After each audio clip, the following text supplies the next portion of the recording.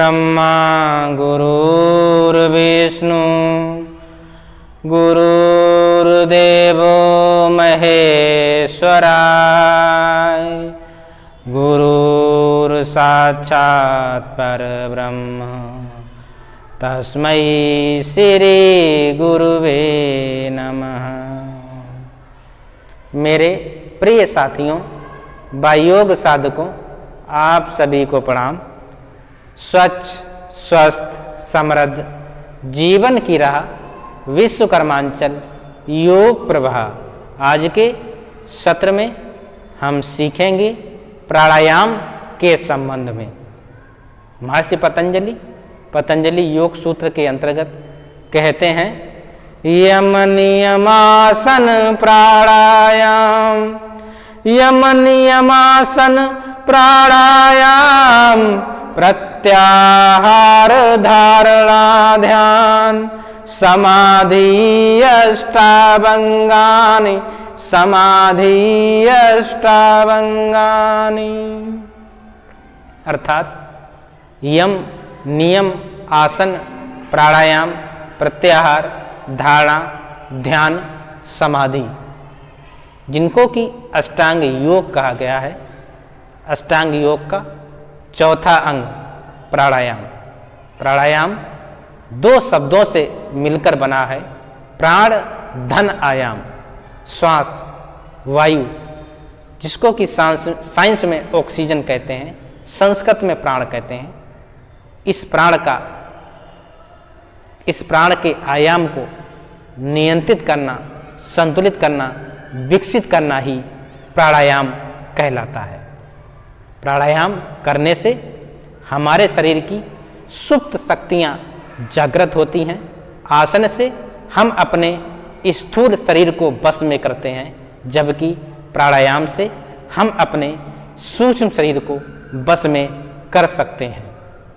प्राणायाम के संबंध में महर्षि पतंजलि योग सूत्र के द्वितीय अध्याय साधन पाद के 49वें श्लोक में कहते हैं, तस्मिन् सति श्वास प्रश्वास योर गति विच्छेदा प्राणायाम।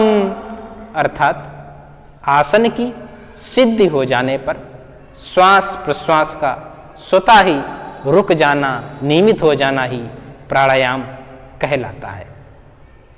महर्षि पतंजलि साधन पाद के 50वें श्लोक में कहते हैं, बाह्यांतर स्तंभ वृत्तिर देश काल संख्या भी परिदिष्टो दीर्घ सूक्ष्म। अर्थात बहिर्वृत्ति, अभ्यंतर वृत्ति, स्तंभ वृत्ति देश काल संख्या द्वारा नापा गया और दीर्घ व सूक्ष्म होता जाता है। अर्थात इस श्लोक में महर्षि पतंजलि प्राणायाम के 3 प्रकार बताते हैं। बहिर्वृत्ति अर्थात श्वास को बाहर रोक देना, रेचक कर देना और प्राण का आत्मनिरीक्षण करना, प्राण कहाँ रुका हुआ है, कितने समय के लिए रुका हुआ है। अभ्यंतर वृत्ति श्वास को अंदर कर लेना, पूरक कर लेना और श्वास का आत्मनिरीक्षण करना, श्वास कहाँ पर ठहरा हुआ है, कितने समय तक ठहरा हुआ है। स्तंभ वृत्ति श्वास को अंदर या बाहर स्वाभाविक रूप से रोक देना, जिसको कि कुंभक कहा गया है, स्तंभ वृत्ति प्राणायाम कहा गया है। महर्षि पतंजलि साधन पाद के 51वें श्लोक में कहते हैं, बाह्यांतर विषयाक्षेपी चतुर्थ। अर्थात बाह्य अंतर विषयाक्षेपी को चतुर्थ प्राणायाम कहा है। इसका अर्थ है कि अंदर या बाहर विषयों के चिंतन को त्याग देना ही चतुर्थ प्राणायाम है। महर्षि पतंजलि योग सूत्र के साधन पाद के 52वें श्लोक में कहते हैं, तत्क्षीयते प्रकाश वर्णम। अर्थात कर्म, अविद्या संस्कार का पर्दा हटकर योगी का ज्ञान सूर्य के समान चमकने लगता है। 53वें श्लोक में महर्षि पतंजलि कहते हैं, धारणा शुचा योग्यता मनसा, अर्थात प्राणायाम करने से साधक के शरीर में धारण करने की धारणा योग्यता आ जाती है। वह जिस जगह चाहे अपने शरीर को, अपने मन को स्थिर कर सकता है। इस प्रकार प्राणायाम के अंतर्गत महर्षि पतंजलि प्राणायाम के 4 प्रकारों के बारे में विशेष महत्व के साथ बताते हैं। वो 4 प्रकार बहिर्वृत्ति, अभ्यंतर वृत्ति, स्तंभ वृत्ति, वही अंतर विषयाक्षेपी प्राणायाम।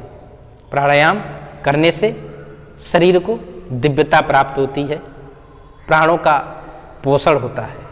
प्राणायाम के महत्व के संबंध में घृण्य मुनि भी जी कहते हैं, अथात संप्रवक्षामि प्राणायामस्य सिद्धिदम् यत् साधन मात्रेण देवतुल्य भवे नरः।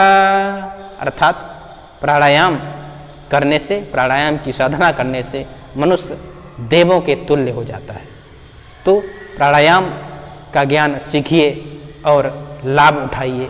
तो आइए लाइक, शेयर और करें सब्सक्राइब अपने इस चैनल को साहिब।